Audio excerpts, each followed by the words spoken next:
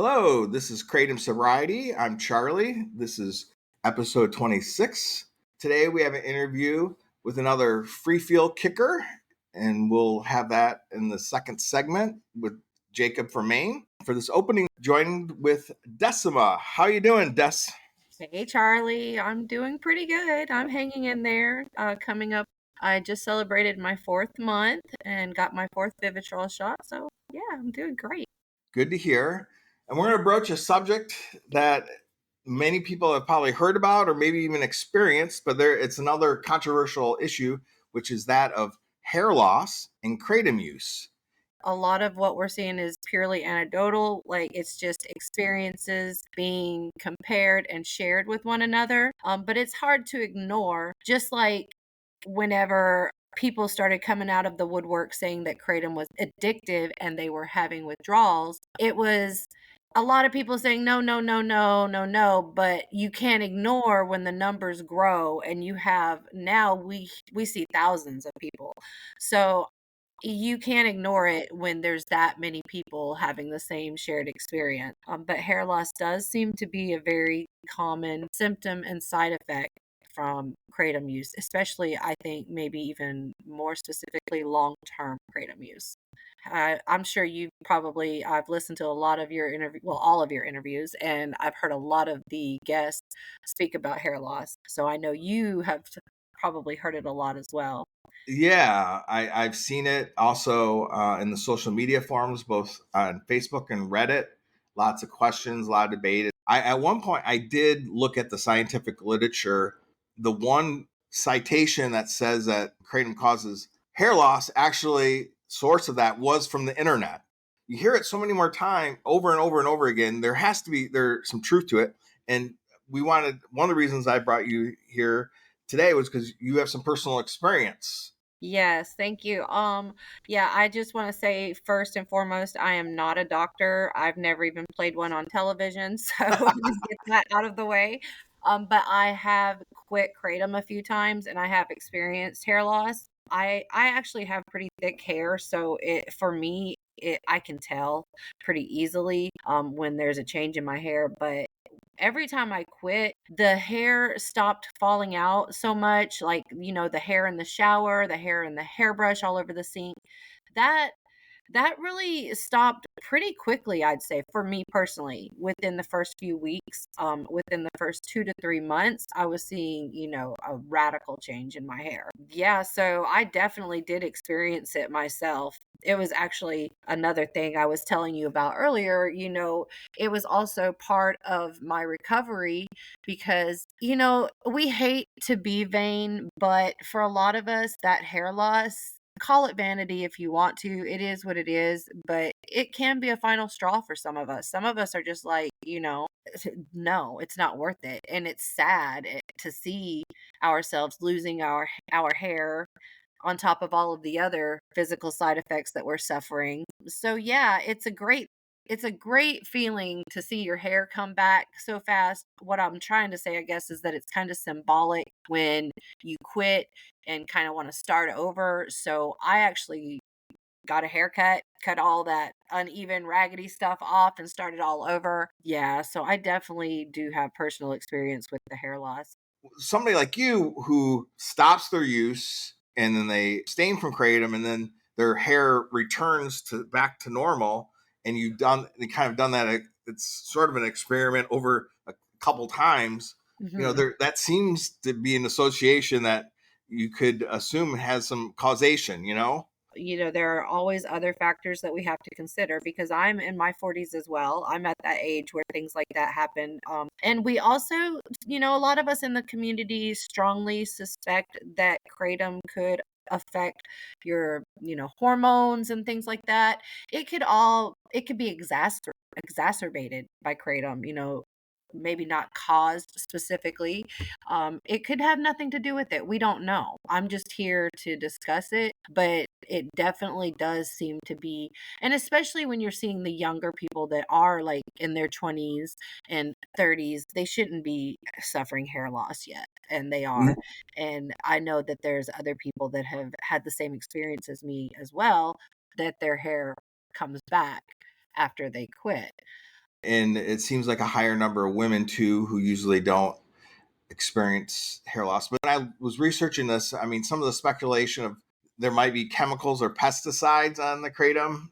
Right. Anything that helped to kind of stimulate hair growth back to kind of Yeah. restore? Oh, I actually, yeah, I do know of a few things that can help a little bit. Another thing that people suspect is that it could have a lot to do with dehydration because a lot of us Oh are yes, dehydrated by kratom. And not only just is it dehydrating, but also we don't drink enough water on top of being dehydrated. So we're dehydrated even more. yeah, So, I definitely highly recommend drinking as much water as you possibly can stand. People are gonna get tired of hearing it from me because I am spitting out water, and I used to not be until I discovered how much it helps everything. So the water is number one. Some of the other things I think maybe could be beneficial and helpful for some people, go ahead and say it's kind of like, you're trying to get the water out of your boat, but the boat is still filling up with water. So you're keeping that water out and you're not sinking, but you're never going to get all that water out. So in other words, these things are like band-aids. It's just going to keep happening if it is the kratom. yeah. But, things like biotin, I've heard people say help. Collagen, I strongly recommend using a liquid form of collagen. I had some, I feel like I saw some benefits from using liquid collagen in my hair as well as skin and things like that. I heard of people talking about other things like more natural things like moringa, I think is how you pronounce it, maca powder. I know that there's a lot of different benefits to all these things. I don't take these things personally. I have tried some of them in the past. I can't really attest to any of them personally, just sharing what I see shared, in the Facebook group and on Reddit, things like that. And just knowing in general that these things are associated with helping with hair loss. But yeah, the collagen was the number one for me. The liquid. Okay. And one related thing that might be a cause and might be helpful is diet, nutrition. Oh, yeah. I know I started really eating poorly when I was doing kratom, and so you might have some vitamin deficiencies, Yeah. and things like that. In the end, we have to, admit that we don't know and we've all been guinea pigs. And that's why it's so great that you have this forum for us to come together, not only to discuss, but for, others to hear and say, they might hear something and realize that they're not the only one that's going through this. And, maybe they hear something that resonates and they're able to reach out or, get some help. So I definitely appreciate you having me on so that we can discuss this today. Yeah. Thanks for joining us. And with that, we'll get you to the interview for this week. Thank you.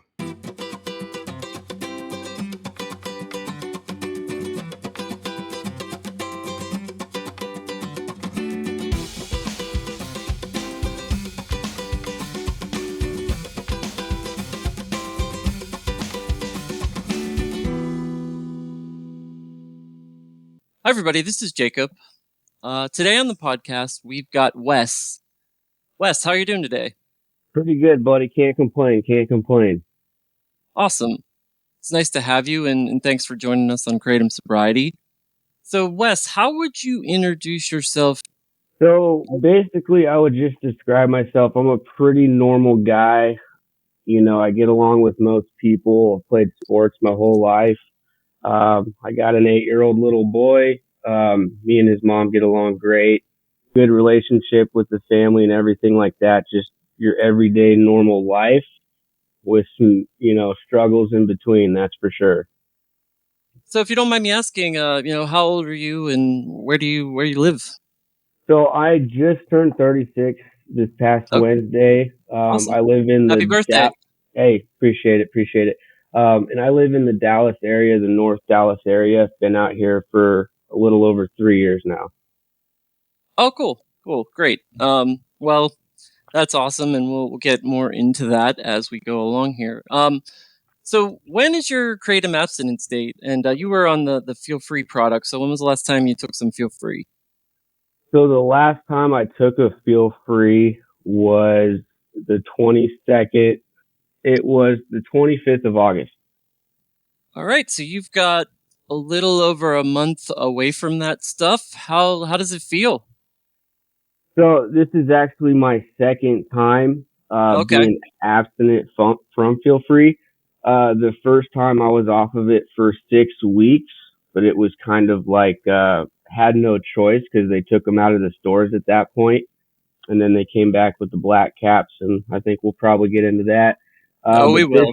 yeah, but this time around, dude, it's been completely opposite. It's been a wonderful experience, and I think it's because of the action I took with basically a plan of action. And I don't know, man. Like I think we'll get into it, but We I'm will, for sure. pretty dang content with life today, to say the least. Oh, that's great. Yeah, it's always good to get some sober time under your belt and be content with the world. I'm about 5 months out from my last OPMS black shot, and I feel Nice. pretty fantastic myself. So yeah, let's get into it a little bit about the Feel Free product. So how did you first come to find and consume Feel Free, and was that the first exposure you ever had to Kratom? Yeah. So, pretty interesting actually. I'd never seen this product. Heard about Kratom before. Never took Kratom products before. I'm actually an alcoholic in recovery, and at the time I was 8 months sober from alcohol and everything. And I remember, walking into a 7-Eleven and seeing these little blue bottles. I call them the little blue devils nowadays. Yeah. Um, and I passed them a few times, never got any, and then, just sitting in line waiting, for the register. I'd pick it up and I'd look at it, and the way they marketed it was honestly genius by them, but very hypocritical by them. Hmm. Says it's an alcohol alternative, and it's like a euphoric type thing, and an herb supplement with ancient plants or whatnot. So to me, it sounded something safe. And, being an alcoholic, if I'm not spiritually fit, to say the least, I'm kind of always looking for something to, ease my mind and kind of relax a little bit, just take the edge off or whatnot. And I was like, there shouldn't be anything wrong with these. They're sold in a gas station, and herb Yeah. supplement. Like I didn't see any red flags at the time. So that's kind of how I first Got saw it. them. Okay.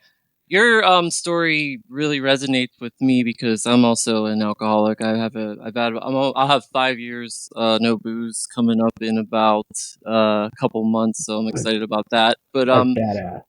thank you. Yeah, it's been a journey for sure. But I had like post acute withdrawals from alcohol. It was like I felt like super depressed, and I was about 6 or 7 months in, so right around the same time as you were. And that's when I first tried Kratom. So I said this on the podcast interview I did with Charlie. I forget what episode it was in. It was one of the earlier ones. But I think if you're listening to this and you've got substance abuse issues with alcohol, I would stay away from Kratom because it seems to catch a lot of people. As Wes just said, myself, Charlie, we've had some other ex-alcoholics on here too. So just keep that in mind. How long ago was that? When was the first time you tried Kratom, and how long were you on it for? Oh man. So got to try to remember the timeline here because time just flew by on these things. It was insane. I would say what's the year 2023. I would say the Yep. first time I tried Feel Free was probably February of 2022. Okay. 22. So about a year or so on the or year and a half on the product. You mentioned you had a history, obviously, of alcoholism. Do you have a history with struggling with other substances as well, or? Before, I would say no. I would say alcohol is definitely like the main thing. Um, but going through this experience, I would say that if I were to pick up any other drugs, it would probably be the same story. So it kind of gave me an open mind, a new perspective. So what was your progression with Kratom like, and how did it start to become a problem for you? Yeah, so when I first took it, I remember it was just after work, right? I would get Mhm. home and I remember taking one and I was like, oh, wow, okay. They pack a little punch, that's for sure. Yeah. The the best way I would describe it is kind of like, because I've taken opioids before, and it's weird. I would get a little bit of energy if I would take Percocets or something like that, Hmm. but I'd be very calm at the same time. So it made me feel very relaxed. Definitely some euphoria, but also like able to focus. Like I like to play spades, so basically I would take a feel free and play some spades. So it was just after work, and then it would be one, and then a couple weeks later, it's one wasn't really giving me the effect I wanted, so then I would take two, and then I remember at one point I was taking like five or six at night pretty quickly. But it would make me feel pretty sick come morning time. And then I would never take them during the day at first. I told myself it's Hmm. like I would never take them at work. But I remember starting to get like, I was tired, man. Like I was really, really tired. And I remember one time driving, like my eyes were kind of sinking in a little bit, and I was like, man, I need to pull over. And I had a feel free in my backpack, and I was like, I wonder if I take like a half a shot of this, if it would help. And I did, and it helped drive it a much better. My inspection's a lot better. I drive a lot for work. I meet new people every day for work, and it totally changed the game at that point. So I Yeah. went from taking them after work to basically being a science chemist to figuring out how much I can take, when I can take, and how much. You know what I mean? So I know exactly what you mean. I did the same thing with those damn OPMS shots and powder when I was taking that. It was like it was just like any other drug or alcohol, like just the progression and then the lies and the like the shit you tell yourself to just be like, yeah, this is fine, nothing wrong here. Just this is just what I need to get me through the day. It's like crazy it, shit. that's exactly it. Yeah. So after I took one during the day at work, it just totally changed the game. So basically within a few months I had a routine down where I would take, a half one on the way to work, the other half when I got to work, two more, and then these things deplete your energy and nutrition so much that I would have to eat something at like 11 o'clock, and I would wait an hour before I took another one, and then I would have three more in the afternoon, try to space them out at least every hour, hour and a half. Times I would try to do just, this was later on, I would try to just do a half and stuff like that. Never worked. And then it got to the point within like 6 months where I got home and I felt so bad. Like I felt so Yeah. shitty basically that I started drinking alcohol again. Yeah. So basically to relieve how bad I felt from taking these all day, I would be able to drink 4 to 6 beers, which is not very much for me. But if I were to drink any more than that, then I would get violently sick and just puke up all the time. And I had to learn that the hard way a couple times, of course. Weed came back into the thing because I needed to sleep, and it was a mess, dude. It was an absolute disaster for a while. So what made you decide, I have to quit, over a month ago. I gotta be done with this stuff. So yeah, so basically like a year had gone by, and I was like, holy cow, I've been doing this routine for a year. I was spending so much money, money Oh that I man, didn't have. same. It sucked. It was ridiculous at one point, because I'm pretty active on that subreddit, and I've seen some posts about how much money we spent, and I calculated it, man, and it was not very.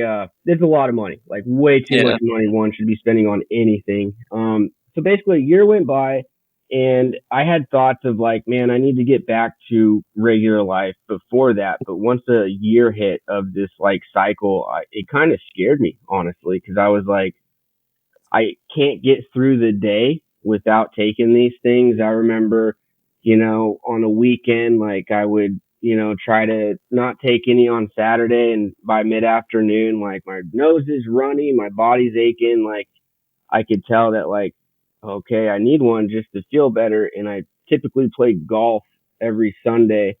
There's no way I'd be able to play golf without taking any feel freeze. So it had come a part of my daily routine to where like I did not know how to get off of these things. And I felt really alone at one point because it's like I had no one to talk to about these things. Like no, a lot of people didn't know what they were, and Yeah. that's kind of when I found the subreddit quitting feel free, and that was kind of a godsend because it was like, holy cow, I'm not the only one struggling with these things. There's a lot of other people struggling with these things too. So once I hit a year of this vicious cycle, it kind of scared me because I knew this wasn't sustainable. You know what I mean? There's no Yeah. way I could keep going.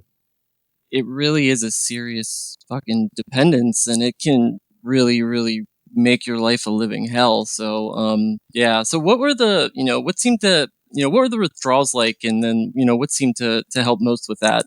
So whenever I tried to like stop myself, which was, many times, physically, I guess, I would feel weak. The runny nose and the sneezing Mhm. especially was super obnoxious. And I just had no energy, like zero energy to do anything. I wanted to sleep all day, yet I couldn't sleep. And then the mental game to me, I think, is the worst part, especially now where I'm at.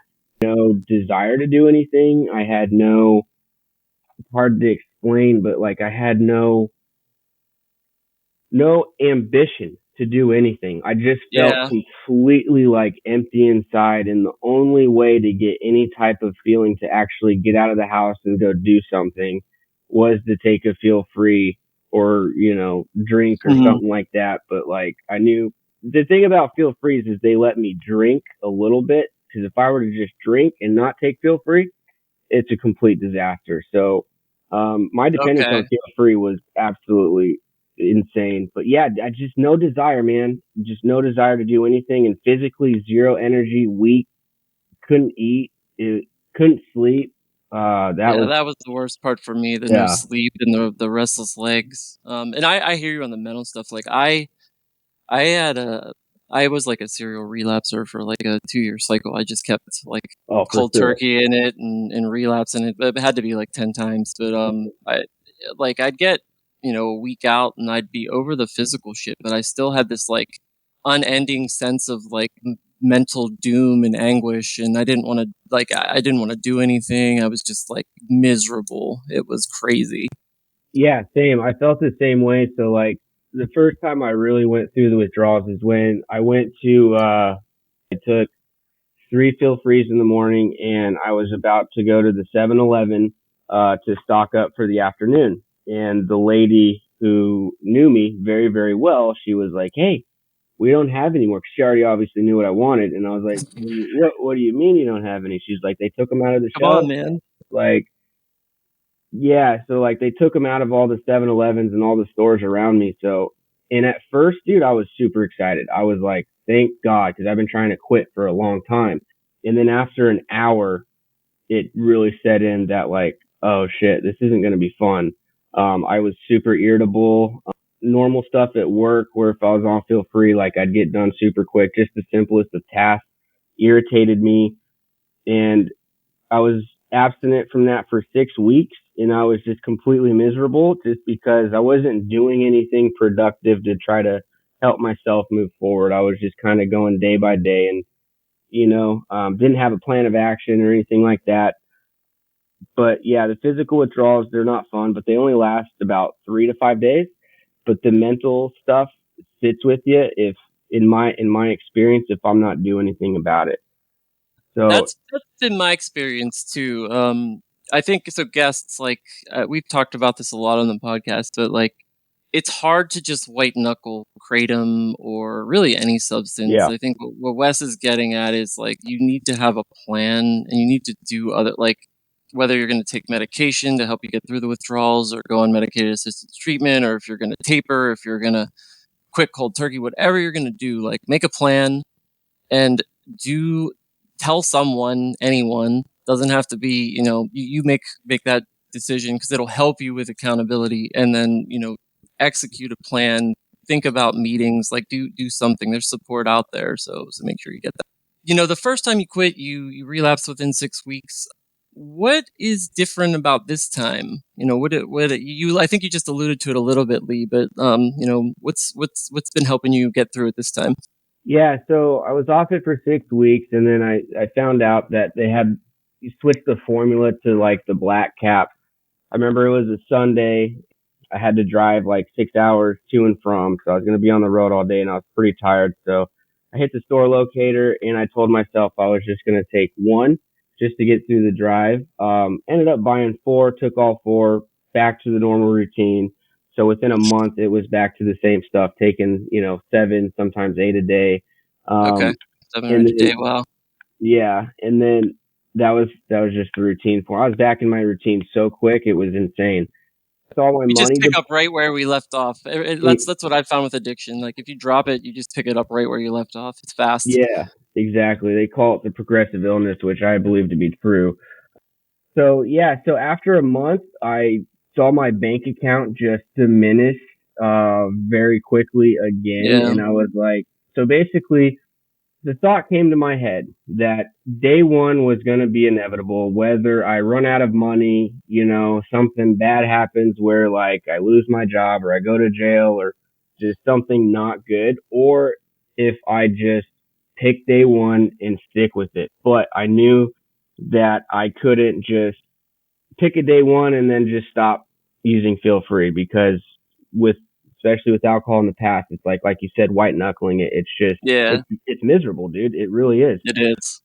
So I ended up reaching out to an old buddy of mine. I actually went to treatment with him 3 years ago, and I was just talking to him. He's been sober for a while. Like he's a completely different person. He's like, dude, I'm at peace today, and I told him about these feel frees, just got honest with him, and he's like, I've never heard of them, but like, I mean, if you're ready to get through the work, let's go. And so I stopped taking feel free and alcohol that Friday, and then that Saturday through Tuesday, I was still smoking weed, and then he was like, let me know when you throw your weed away, and we can start day one officially for you. And so that was kind of funny. So I did that, and Did the then weed help with the withdrawals, or was that, or just was it you just needed something to help you? Like it's what I get because like sometimes you got to get off things in a progression, right? You can't. yeah, Sometimes you need that. I would like to say yes. Like I would take Okay, edibles, fair enough. saying like it would help me sleep and stuff like that. But like once I stopped taking them and the edibles, it was the same, if not better. So it Okay, was probably all just a delusion in my head. Who yeah, or knows? distraction, yeah, whatever. Okay, Exactly. So basically, I had a plan of action with him, and then that plan of action was, get honest with my family, get honest with my work, get honest with the people around me. Basically, like you said earlier, like some accountability.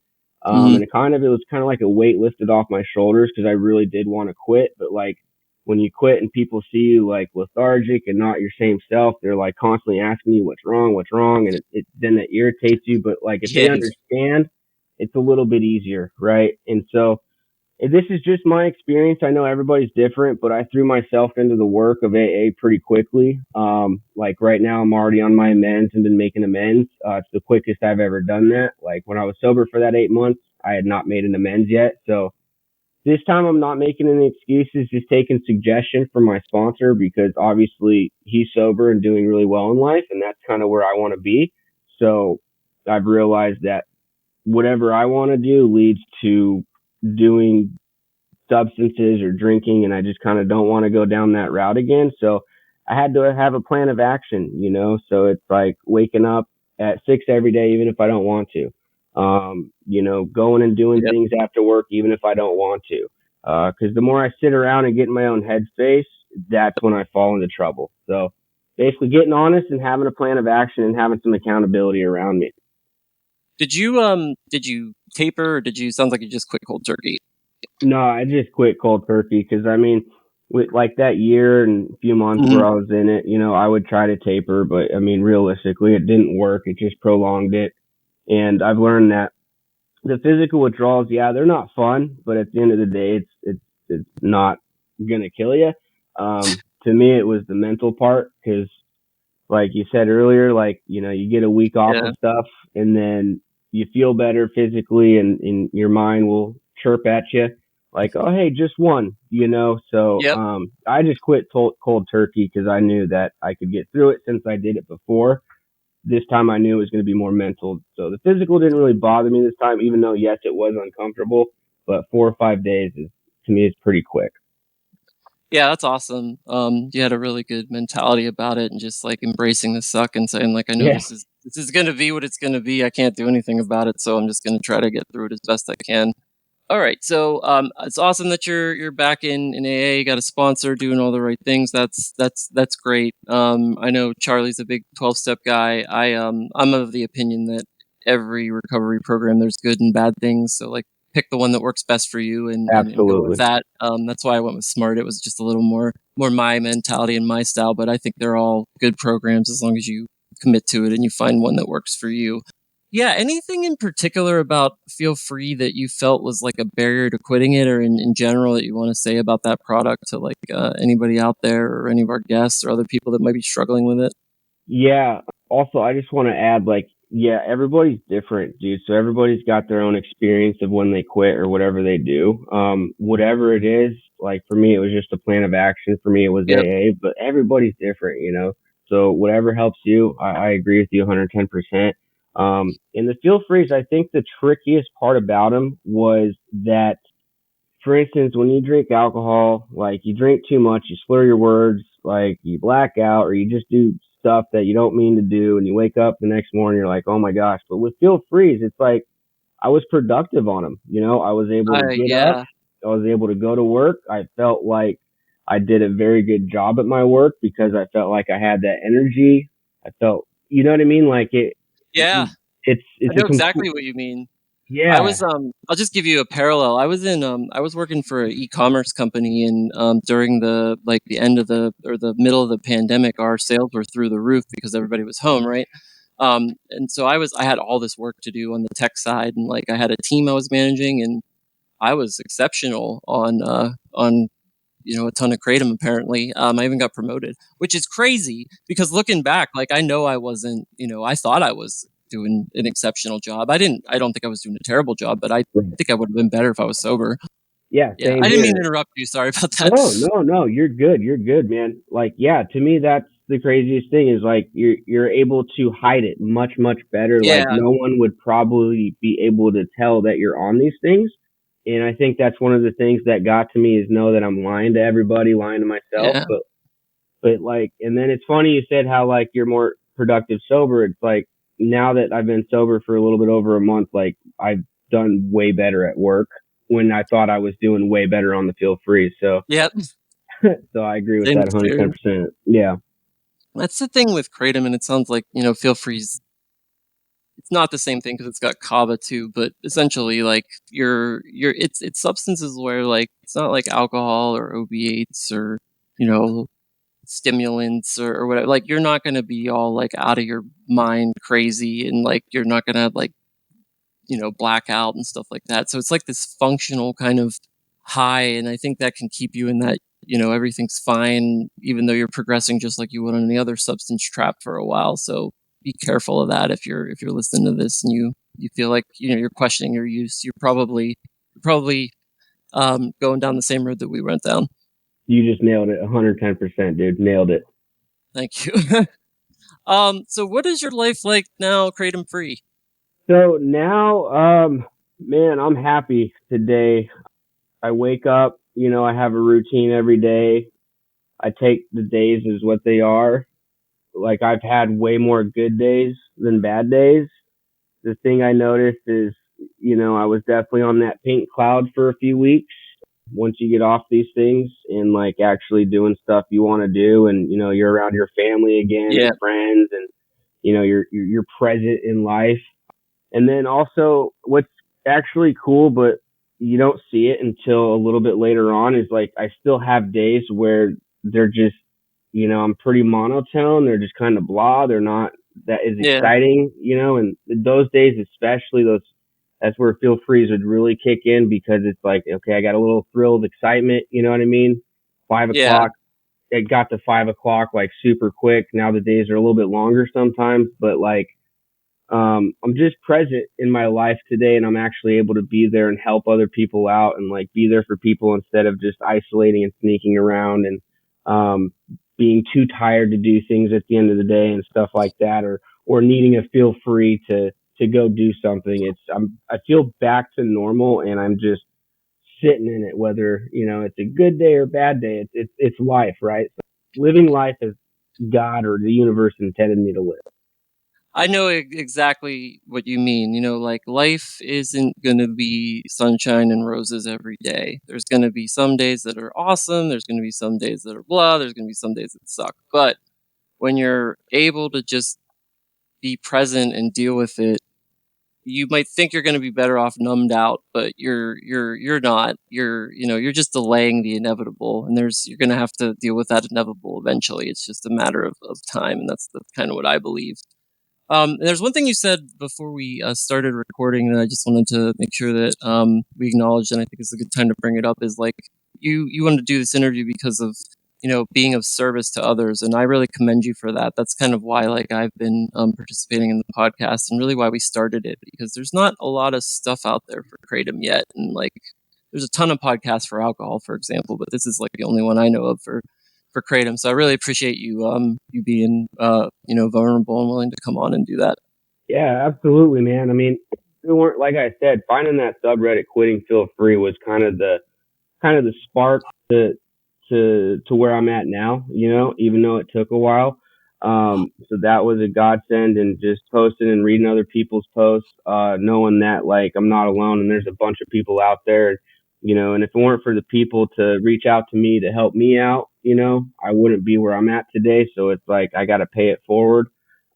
So that's, I, if it weren't for I'll say it one more time, if it weren't for the people Please. who reached out to help me, I would not be here today. So I feel like I got to pay it forward, and this helps at least one person, man, then that's all that matters.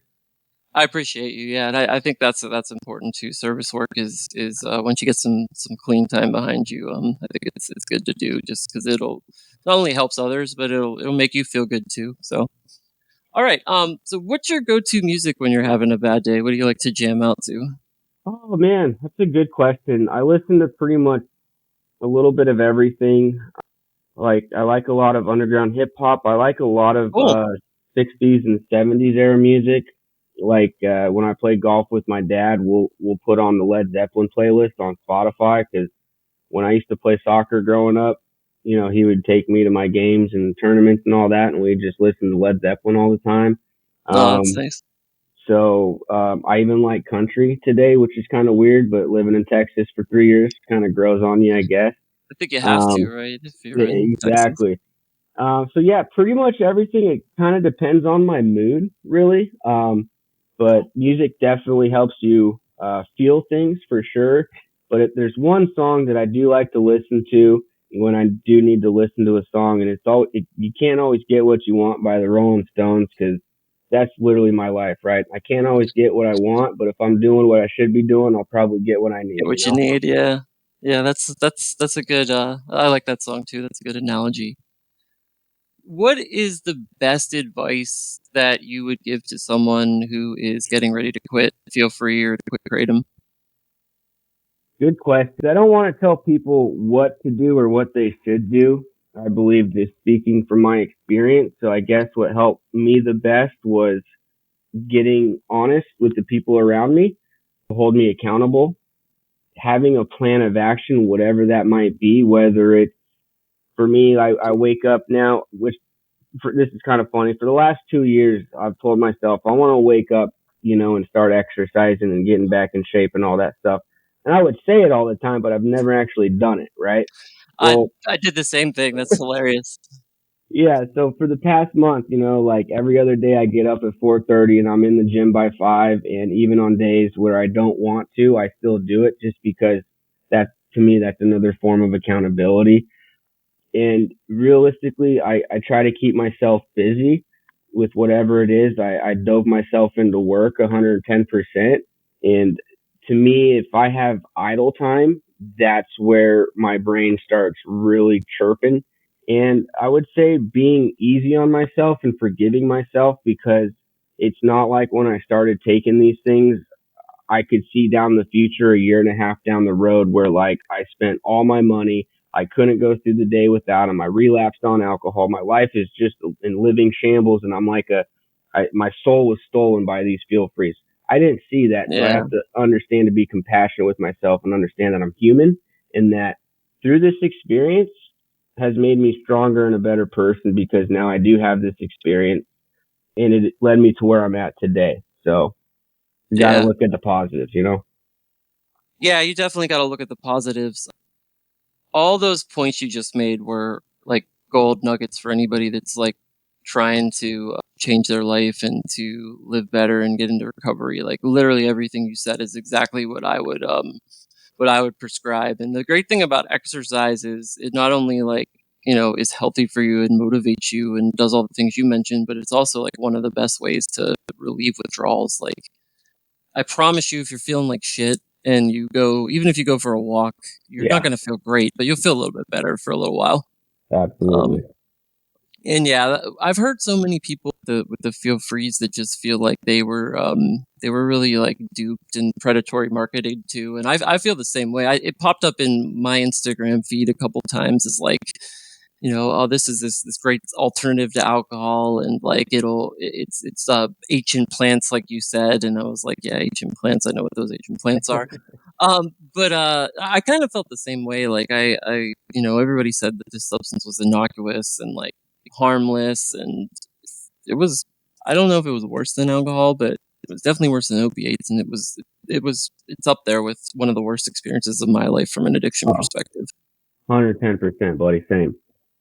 Is there anything else you'd like to add before we wrap up today? I guess like if people are listening and they're wanting to, you know, get their life back, it's you. For me, I had to stop listening to my brain. Like the more I listened to my brain, it didn't end up well. So just plan of action and whatever is best for you or however you see fit. Everybody quits differently, so um, it's definitely possible. I guess you know. But day one's inevitable, whether we choose it or a force outside chooses it for us. And I did not Yeah, want the force outside choosing it for me. I feel the same way. Well, thank you so much, Wes. This is a great interview, and you know, keep up the good work. And we really appreciate you coming on and telling your story. Yeah, I appreciate the opportunity. Thank you, sir.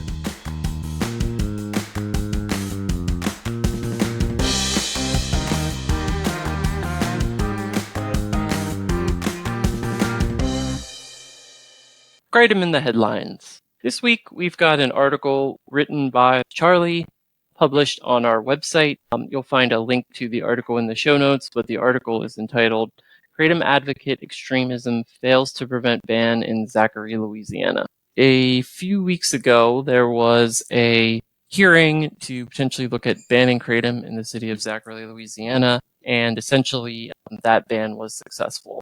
Before we get into the article, both Charlie and I are of the opinion that banning Kratom isn't necessarily the right solution. We feel like regulations similar towards alcohol or recreational marijuana would be more appropriate. But in any event, the article starts out by saying, while Kratom presents serious public health concerns, I do not believe it should be prohibited.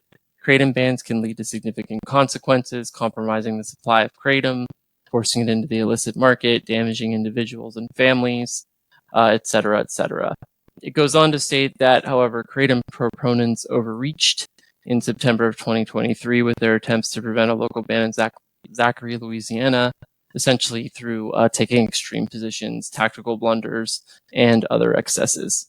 So he lists out 8 reasons why he feels the ban was unsuccessfully fought by the AKA and the Kratom community. So we'll go through those at a high level. Essentially, the first one was minimization of Kratom's major risks and negatives is counterproductive.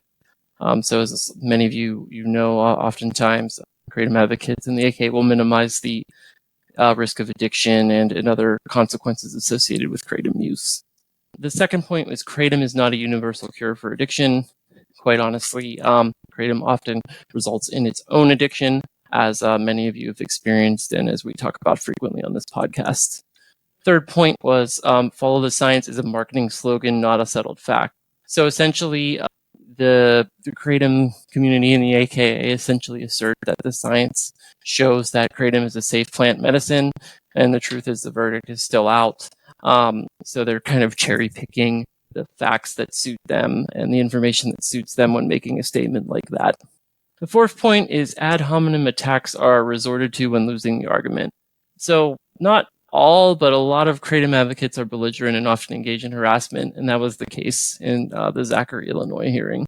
The fifth point is attributing conspiracy theories to motivations. So basically, local officials in this case are just trying to address a problem that was brought to their attention. There was no proof that they're being paid off by third parties, law enforcement, rehabs, etc. Just a bunch of conspiracy theory nonsense that is kicked out there.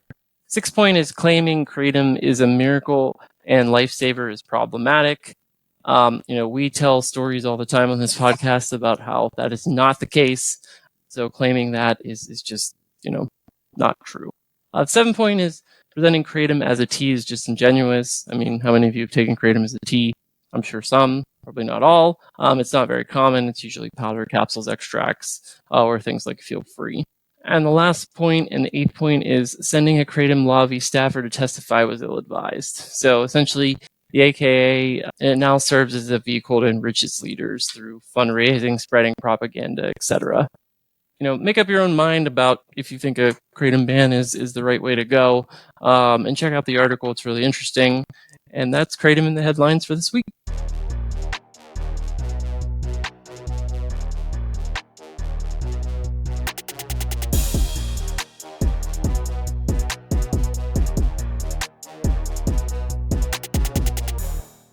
Resource of the week. We have a guest analysis about drug interactions with kratom. Please take a listen.